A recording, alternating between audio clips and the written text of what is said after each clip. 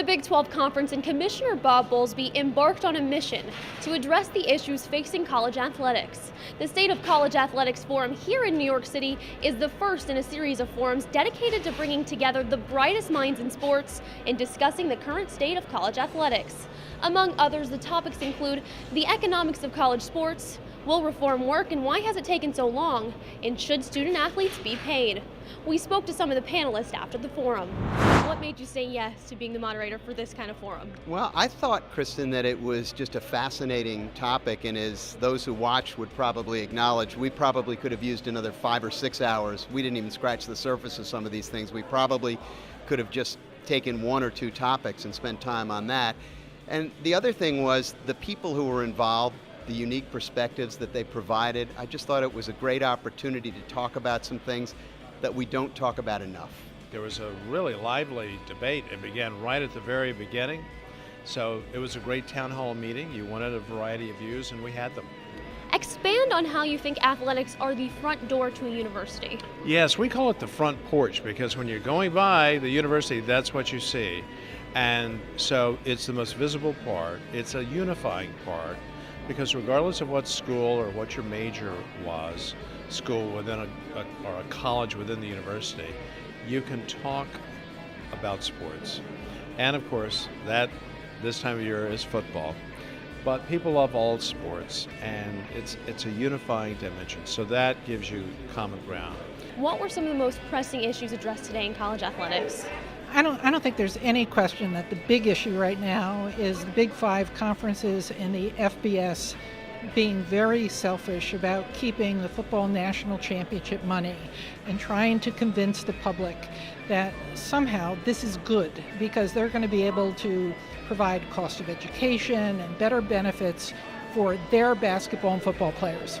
But I thought that the very last thing that we talked about was probably created the best spark, the most important and significant spark, which was the whole issue of women and their treatment on college campuses. It's part of a greater societal issue that needs to be addressed, but certainly in the athletic communities and colleges, there's certainly enough, examples of where, they could do better. I would love to see us talk more, though, about student-athlete welfare.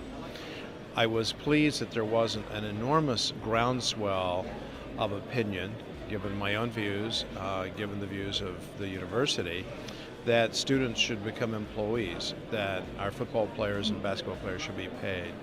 I think that's a terrible step in the wrong direction.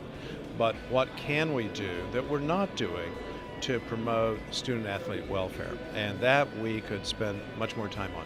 Well, I think there's plenty of misperceptions out there, particularly about the services we provide for our student athletes, particularly a place like the University of Texas, the amount of resources we put behind helping our student athletes graduate, our graduation rates that are much higher for the most part amongst student athletes across the board than they are amongst regular student populations at most universities.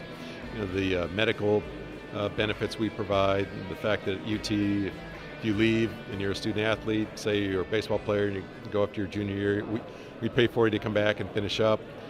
So I think there's a lot of misperceptions out there that hopefully we were able to throw a little light on some of them today.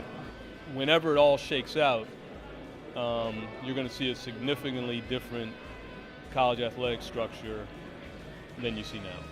Tell me, what will that structure look like? How can college athletics change? Well, as I think I said at the conclusion of the panel, I think there needs to be a more equitable financial and welfare system for the labor pool that produces all the wealth for college sports. That is primarily football and secondarily basketball players at major schools. I think the system as it is right now is unfair, bordering on immoral.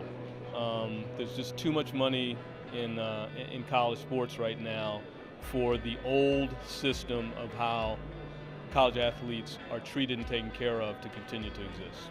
Well, I hope that we can preserve the college system as it is right now, because I think if we can't, it's going to be bad for the country as a whole. It's going to be bad for the Olympic movement.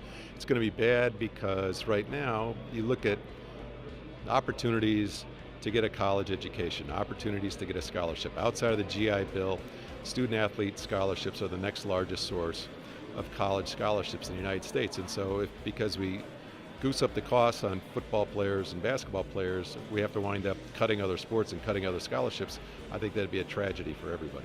The decisions that we need to make are driven with the hope that we can maintain as much of the things that are good about the collegiate model as we can. And we're facing very significant challenges to that model that are outside the athletic space. There are legal challenges and antitrust challenges and all those types of things. And so for us to preserve the whole entity, we've got to make some reform steps, and hopefully this autonomy structure will give us the ability to better do that. What do you think it says about the Big 12 Conference for taking the first step in hosting this forum?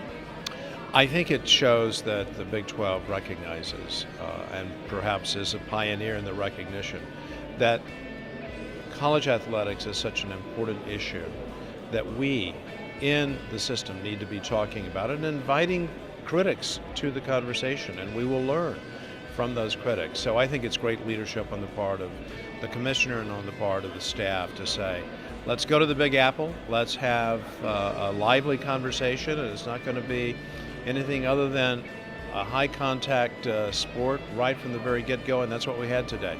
This is only step one in the first of several forums hosted by the Big 12. Future forums will delve farther into the issues presented today, as well as addressing new issues.